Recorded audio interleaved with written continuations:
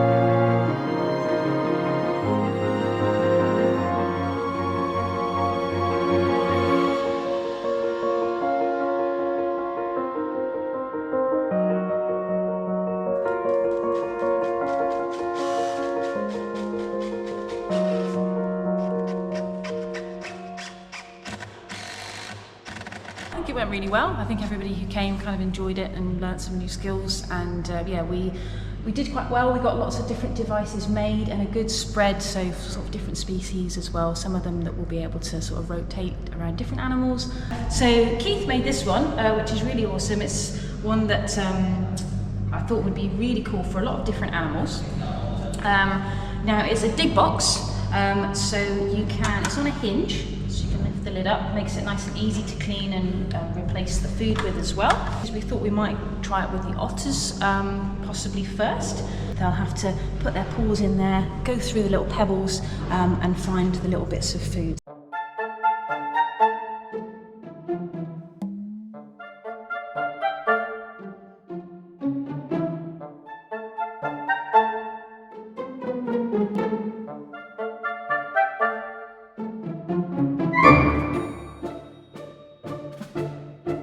It's like a platform feeder, so we're going to hang it up. It's a wobbly platform, and that is intentional. So this was super easy to make. This is just some Tupperwares, and the good thing about them is that it's very easy to clean it and refill them with food. So you can just pop food in there and then clip them on, and then hang it up in whatever enclosure you want. So lemurs would probably be a good one for this.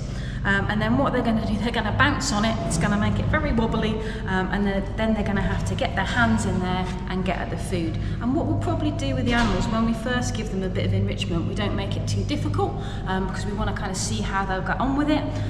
Sometimes it takes them a little bit longer to figure it out than we might expect, but when they get the hang of it, we can then make it more and more kind of challenging. So rather than just putting food in there, we'd mix in kind of other materials and stuff like that as well.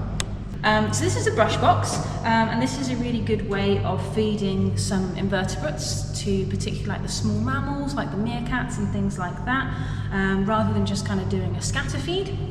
So what we would do is we would hide all the bugs in amongst these tall bristles here. then shut the lid down, clip it down, and as you can see, there's holes here, also on the top as well, and around at the back, which again is great because we've got 6 meerkats, so they can go at it from different directions, hopefully not squabble over it too much, and this is a really good, again, behaviour to encourage.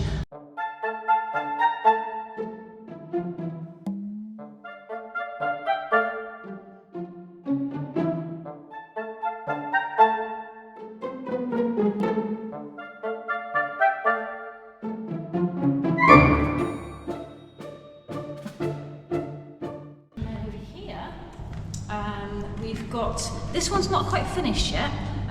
We were kindly donated a lot of fire hose, which is really, really good material to make stuff with for the animals because it's incredibly robust. And you can do all sorts of things with it. If you've been around the zoo, you might have seen, like, we've got hammocks, we've got browse feeders, platforms made of it. So this was something a little bit different, and it's actually going to be a jack when it's finished. So this is the central section. We've got 2 off it there, there's going to be 2 off it here, and then 2 there, and that's what those are all ready for. So as you can see, the guys did really well. They got the vast majority of it done, just ran out of time at the end. And then we thought that one probably the snow leopards would enjoy. It's going to be a different material for them to kind of investigate. What you can do as well is get some sort of nice little slivers of meat or rabbit legs and things like that and pop these through here too. This is just an old cable reel, which was obviously not in use anymore. And what we've done, we've just got some fence posts and some pipe, and then there are holes drilled in the pipes and drilled in the posts, and what the animals will have to do is move these around, and each hole will line up with a corresponding hole, and then in there will be some nice tasty treats for them to get to. So this will be a really good one for like the raccoons, because they're very hands-on, they're very dexterous, they've got very, very sensitive feet. So moving stuff like this and getting their hands in and amongst all the good stuff, they're gonna really love that.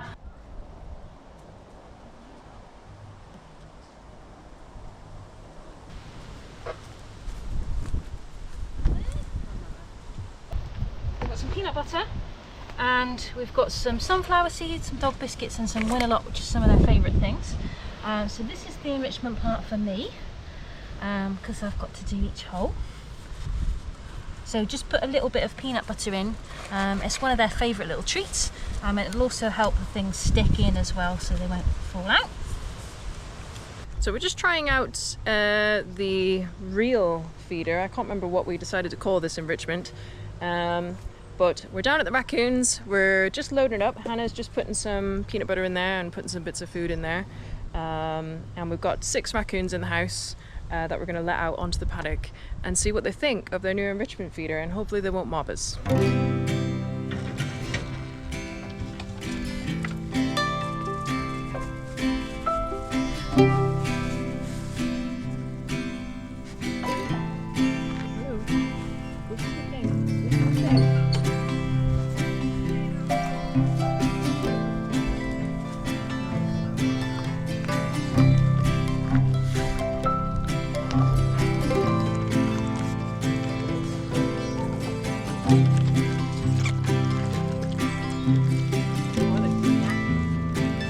This is the first time the Raccoons have ever had an enrichment device like this, and it took just 2 minutes and 22 seconds from being let back into the enclosure from Misha to figure it out.